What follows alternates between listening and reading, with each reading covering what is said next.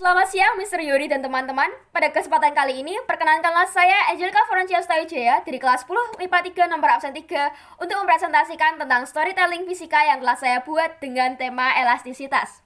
Langsung saja kita mulai storytellingnya. Ini adalah Sarah. Sarah merupakan siswi kelas 10 SMA yang memfokuskan hampir seluruh waktu yang dimilikinya untuk memanah. Memang, sejak kecil, Sarah selalu mengagumi seorang pemanah dan ingin menjadi pemanah profesional pada masa hidupnya. Oleh karena itu, Sarah selalu menempa kemampuannya setiap hari dengan cara rajin berlatih. Hingga suatu saat digelarlah sebuah kompetisi nasional memanah. Sarah menganggap ini merupakan kesempatan yang sangat luar biasa untuk maju selangkah menggapai mimpinya. Oleh karena itu, tanpa berpikir panjang, Sarah langsung mengikuti kompetisi yang telah ditunggu-tunggunya ini. Hasil kerja kerasnya pun terbayar. Sarah berhasil lolos setiap tahap seleksi hingga tingkat provinsi. Sekaranglah saatnya ia maju menuju tingkat nasional, hendak mewujudkan mimpinya. Akan tetapi, Sarah merasa tidak puas. Selama ini ia sibuk memanah, tetapi ia tidak tahu bagaimana cara kerja panah yang sebenarnya. Penasaran, ia bertanya ke guru kelasnya, Mr. Aroy. Kebetulan karena Mr. Aroy sangat pintar dalam bidang fisika, ia tahu jawaban dari pertanyaan Sarah. Mr. Aroy menjelaskan bahwa pada saat memanah, bekerjalah elastisitas. Supaya lebih mudah memahami, Mr. Aroy memperkenalkan Sarah ke tokoh fiktif yang dibuatnya yang bernama Mr. Hook. Halo, namaku Mr. Hook. Pasti kamu penasaran kan tentang apa itu elastisitas? Tenang saja, Mr. Hook akan mencoba untuk menjelaskan. Sifat elastisitas bahan adalah kemampuan suatu benda untuk dapat kembali ke kondisi semula sesaat setelah gaya yang bekerja pada benda tersebut dilepaskan. Seperti halnya dengan busur panah milik Sarah yang ketika ditarik dapat berubah bentuk, namun ketika dilepaskan, bentuknya akan kembali seperti semula lagi. Itu merupakan elastisitas busur. Akan tetapi, Mr. Hook akan mengajarkan Sarah tentang dasar-dasarnya terlebih dahulu, yaitu tentang elastisitas pegas. Benda-benda yang memiliki sifat elastisitas dinamakan benda elastis. Sedangkan bagaimana dengan benda yang tidak memiliki sifat elastisitas atau yang jika diberi gaya akan berubah bentuk dan tidak akan kembali lagi ke bentuk semulanya? Benda-benda inilah yang dinamakan benda plastis dan kita akan membahas tentang benda-benda elastis. Nah, ada beberapa konsep yang perlu Sarah pelajari guna mengetahui konsep elastisitas lebih dalam lagi. Konsep yang pertama adalah tegangan. Jadi apa sih itu tegangan? Jika sebuah benda ditarik atau diberi dorongan pada masing-masing ujungnya, benda ini mengalami tegangan sebesar sigma. Rumus dari tegangan ini sendiri adalah sigma sama dengan F per A.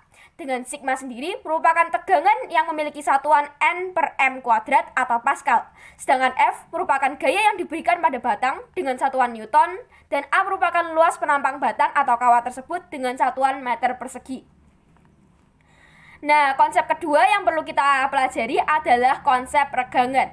Jika mula-mula terdapat sebuah kawat yang memiliki panjang L, kemudian kedua sisi dari kawat tersebut ditarik oleh gaya F, maka kawat tersebut tentu akan bertambah panjang, bukan? Pertambahan panjang inilah yang diberi nama delta L. Sedangkan regangan adalah perbandingan antara L mula-mula dengan delta L dengan rumus regangan atau strain yang dilambangkan dengan huruf E sama dengan delta L per L. Dan karena delta L dan L ini ternyata keduanya memiliki satuan meter dan habis dibagi, maka regangan ini tidak memiliki satuan. Dan untuk menghubungkan kedua konsep ini, ada yang namanya modulus elastisitas, yang merupakan perbandingan antara besar tegangan dengan besar regangan yang dialami oleh suatu benda.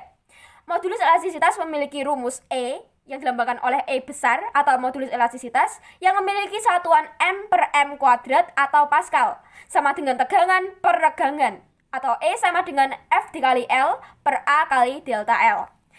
Nah, lanjut kita akan belajar tentang sebuah hukum yang entah kenapa namanya mirip dengan saya ya. Ya benar, hukum Hooke.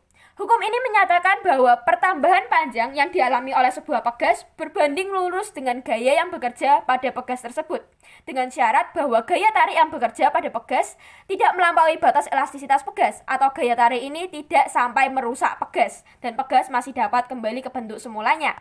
Nah, tentu hukum Hooke ini juga ada rumusnya dong. yaitu F sama dengan min K dikali delta X, di mana F adalah gaya pemulih pegas, dan K adalah konstanta pegas, dan delta X seperti yang sudah saya jelaskan tadi adalah perubahan panjang saat pegas diberi gaya tarikan atau dorongan.